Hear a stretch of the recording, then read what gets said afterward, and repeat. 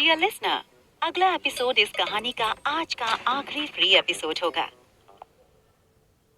सिया आदित्य के सीने पर सर लगाकर बैठी हुई थी। वो अपने ख्यालों में गुम थी और आदित्य उसके बालों को सहला रहा था। सिया की नजरों के सामने केशव का चेहरा घूम रहा था और उसके बोले हुए शब्द कि वो उसे खुश देखना चाहता था। सिया की आंखें ना चाहते हुए भी वो पल याद करके नम हो जा रही थी। उसे ऐसे देखकर आदित्य बोला, सिया, कब तक ऐसे खुद को परेशान करोगी तुम? क्या केशव तुम्हें ऐसे देखकर खुश होगा? वो तुम्हें खुश देखना चाहता है। अगर तुम्हारी हालत के बारे में उसे पता चलेगा तो उसे कितना बुरा लगेगा। सिया अपने आंसू पोंछती हुई बोली, मैं खुश हूँ, पर केशव का क्या?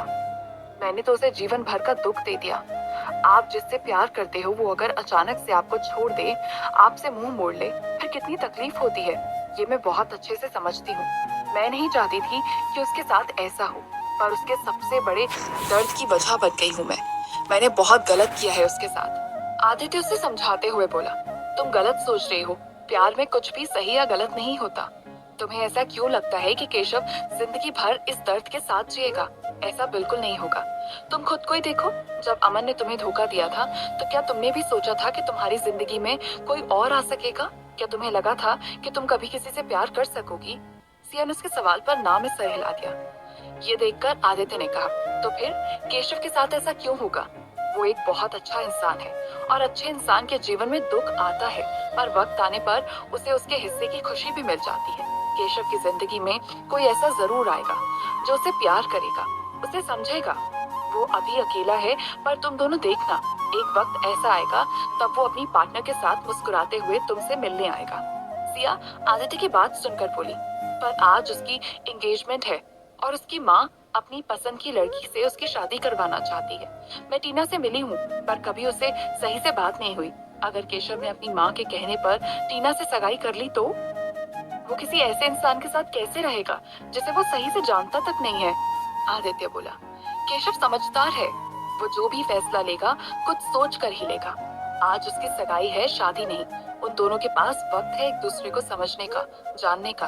अगर दोनों को आगे चलकर लगा कि वो लोग साथ नहीं रह सकते तो अलग हो जाएंगे। जबरदस्ती का रिश्ता कौन पूरी लाइफ निभाना चाहता है? पर सिया फिर से इमोशनल होकर बोली, नहीं आदित्य, तुम नहीं जानते हो उसे। वो काफी इमोशनल है और इम्पल्सिव भी। अगर इमोशंस में आकर उसने टीना से सगाई कर ली और ऐसी लड़की के साथ रहने लगा जिसके लिए उसके मन में कोई फीलिंग्स नहीं है, तो वो कभी खुश नहीं रह सकेगा। टीना कैसी है मैं ये तो नहीं जानती। अगर वो केशव को नहीं समझ सकी तो क्या होगा? मुझे डर लग रहा है, अगर मेरी वजह से उसके साथ कुछ भी गलत हुआ तो मैं खुद को कभी माफ नहीं कर सकूंगी। ये कहकर सिया आदित्य की बाहों में लिपटकर रोने लगी। आदित्य सिया को ऐसे रोते हुए देखकर परेशान हो गया था। वो प्यार से उसके फोrehead पर किस करते हुए बोला, सिया, तुम बहुत ज्यादा सोच रही हो। ऐसा कुछ भी नहीं होगा। हमें हमारा जीवन साथी किस्मत से मिलता है। अगर टीना और केशव की किस्मत में साथ रहना होगा तो वो रहेंगे, अगर नहीं रहना होगा तो वो अलग हो जाएंगे। तुम प्लीज रोना बंद करो, वरना अब मैं तुमसे नाराज हो जाऊंगा। सिया ये सुनकर अपने आंसू पोंछती हुई बोली, सॉरी, मैं अब नहीं रोऊंगी। आदित्य उसे देखकर मुस्कुराते हुए बोला, गुड गर्ल, बिल्कुल मत रोना। मैं तुम्हें मुस्कुराते हुए देखना चाहता हूँ। बहुत रो चुकी तुम। जिस चीज में तुम्हारी कोई गलती नहीं है उसके बारे में सोचकर गिल्ट फील करना जरूरी नहीं है। कुछ दिन बाद मैं खुद केशव से मिलूंगा और उससे बात करके उसे अच्छे से समझाऊंगा, फिर देखना सब ठीक हो जाएगा। सिया उम्मीद भरी नजरों से आदित्य को देखते हुए बोली, क्या सच में तुम मिलोगे उससे? आदित्य ने कहा, हाँ बिल्कुल मिलूंगा। मैं तुमसे झूठ क्यों बोलूंगा? ये सुनकर सिया के होठों पर हल्की सी मुस्कान आ गई और उसने आदित्य को हग कर लिया। कुछ देर तक दोनों शांत रहे, पर सिया के दिमाग में कुछ चल रहा था। वो धीमी आवाज से आदित्य से बोली, तुमसे एक बात पूछूं? आदित्य बोला, हाँ बिल्कुल पूछो। सिया थोड़ा हिचकिचाते हुए बोली, मैं इतने साल अमन के साथ रही, पर फिर भी जो अटैचमेंट उसके साथ नहीं हुआ वो तुम्हारे साथ 3 महीने में हो गया। ये क्या है? समझ नहीं आ रहा। मैं अमन से प्यार करती थी और तुम मुझसे। क्या ये वाकई प्यार है? आदित्य ने उसकी बात सुनकर कहा, ये प्यार है सिया, और यही सच्चा प्यार है। तुम अमन के साथ इसीलिए नहीं थी क्योंकि तुम उससे प्यार करती थी, बल्कि इसीलिए थी क्योंकि तुम्हारे पापा ऐसा चाहते थे। वो चाहते थे कि तुम्हारे और अमन की शादी हो, पर ये उनका डिसीजन था, तुम्हारा नहीं। तुम मेरे साथ रहना चाहती हो, ये तुम्हारा डिसीजन है। हम भले ही एक दूसरे से प्यार का इजहार न करें, कोई बात न करें, पर एक दूसरे का साथ पाकर, एक दूसरे को महसूस करके हम खुश हैं। और प्यार ऐसा ही होता है। प्यार हर वक्त जताया नहीं जाता, उसे महसूस किया जाता है, और हम इस एहसास को महसूस कर रहे हैं। सिया उसकी बात ध्यान से सुन रही थी।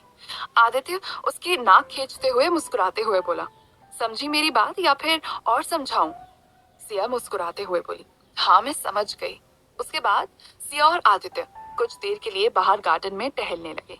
सिया को आदित्य से बात करके अब थोड़ा अच्छा लग रहा था। शीतल का मन हॉस्पिटल में अब बिल्कुल भी नहीं लग रहा था। वो बोर हो रही थी और वहाँ का माहौल उसे इरिटेट कर रहा था। इसीलिए वो जल्द से जल्द वापस ओबरॉय मेंशन जाना चाहती थी। इसीलिए उसने अमन को कॉल करके उसे घर ले जाने के लिए कहा। अमन को भी इस बात से कोई दिक्कत नहीं थी। उसने कहा कि वो आज ऑफिस का काम खत्म करके हॉस्पिटल से उसे डिस्चार्ज करवा कर ले जाएगा। इसीलिए शीतल थोड़ी खुश थी कि फाइनली वो घर वापस जाएगी। शीतल की माँ सेजल को वरुण से पता चला कि शीतल एक वीक से हॉस्पिटल में है और उसका बच्चा नहीं रहा। ये सुनकर वो घबरा गई, पर जब उसे पता चला कि शीतल ठीक है, अब वो थोड़ी रिलैक्स हुई। वरुण ने उसे प्रकाश जी के बारे में भी बताया। वो सुनकर सेजल तुरंत हॉस्पिटल के लिए निकल गई। हॉस्पिटल पहुंचकर वो जल्द से जल्द शीतल से मिलना चाहती थी, लेकिन फिर उसे लगा कि प्रकाश जी शीतल के ससुर हैं, ऐसे में उनसे पहले मिलना ज्यादा अच्छा होगा। इसीलिए वो रिसेप्शन पर उनके वार्ड के बारे में जानकारी लेकर उनसे मिलने आई। प्रकाश जी के वार्ड से सेजल जैसे ही पहुंची, वहां बैठी नीलिमा पर उसकी नजर पड़ी। प्रकाश जी अभी सोए हुए थे, इसीलिए नीलिमा ने सेजल को उन्हें डिस्टर्ब करने से मना किया और सेजल को लेकर बाहर आ गई। सेजल मुस्कुराते हुए बोली, कैसी हैं आप मिसेस ओबरॉय? और मिस्टर ओबरॉय कैसे हैं? मुझे आज ही पता चला इनकी और शीतल के बारे में। जैसे ही मैंने सुना, मैं हॉस्पिटल के लिए निकल गई। नीलिमा ये सुनकर बोली, आप तो अपनी बेटी की शादी इतने बड़े खानदान में करके भूल ही गई हैं उसे, वरना उसकी खबर तो जरूर लेती। अब हमारी बड़ी बहू सिया की माँ को ही देख लीजिए। जिस रात अमन के पापा एडमिट हुए, वो सुबह ही उनसे मिलने आई, लेकिन आप इन्हें छोड़िए, अपनी बेटी से मिलने भी नहीं आई। सेजल को नीलिमा का इस तरह से कहना अच्छा नहीं लगा। वो शर्मिंदा होकर बोली, नहीं नहीं, ऐसी कोई बात नहीं है, मुझे पता होता तो मैं भी जरूर आती। फिर वो बात बदलने के लिए एक बैग नीलिमा की तरफ बढ़ाते हुए बोली, ये मिस्टर ओबरॉय के लिए मैं कुछ फल लेकर आई हूँ, अभी उनके लिए खाना अच्छा रहेगा। नीलिमा ने उस बैग की तरफ देखा भी नहीं। वो एटीट्यूड से बोली, नहीं नहीं, आप इसे वापस लेकर जाइए, हमारे घर में कोई नहीं खाता ये। हमारे यहाँ ऑर्गेनिक फ्रूट्स और वेजिटेबल्स आते हैं, इन चीजों का कोई काम नहीं है। अगर अमन के पापा ये खाएंगे तो ठीक होने के बदले और बीमार हो जाएंगे। सेजल को नीलिमा की बात पर गुस्सा बहुत आया, क्योंकि वो साफ तौर पर उसकी इंसल्ट कर रही थी, लेकिन उसकी हैसियत नहीं थी कुछ भी बोलने की, और उसकी बेटी भी उसके खानदान की बहू थी, इसीलिए वो चुप रही। वैसे भी शीतल की शादी के बाद सेजल और उसके परिवार को रहने के लिए घर भी अमन नहीं दिया था। इनफैक्ट वो उन्हें रुपए भी देता था, इसीलिए सेजल कुछ भी कहकर वो खराब नहीं करना चाहती थी। इसीलिए वो नकली मुस्कुराहट अपने होठों पर लाकर बोली, माफ करिए, मुझे जानकारी नहीं थी इस बारे में, इसीलिए लेकर आ गई। सेजल को आज नीलिमा के तेवर काफी बदले हुए लग रहे थे। वो पहले उससे अच्छे से बात करती थी, पर अभी उसे देखकर ऐसा लग रहा था जैसे वो जबरदस्ती सेजल से बात कर रही है। नीलिमा बोली, चलिए मैं आपको शीतल का वार्ड दिखा देती हूँ, आप उससे मिल लीजिएगा, वो आपको याद कर रही होगी।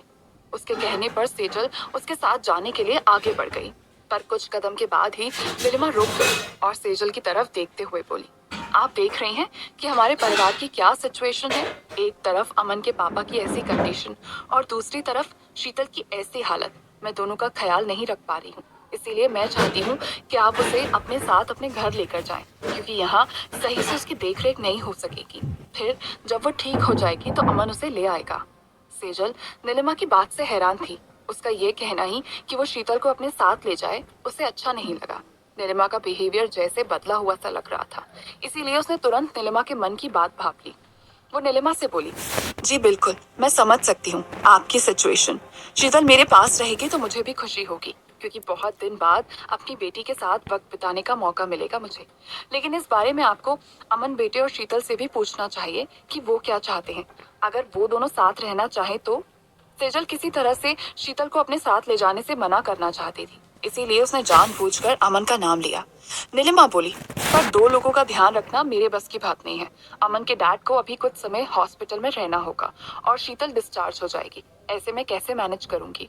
रही बात अमन की, तो मैं उसे बता दूंगी और वो मेरी कोई बात नहीं टालता, इसीलिए आप शीतल से मिलकर बात कर लीजिए।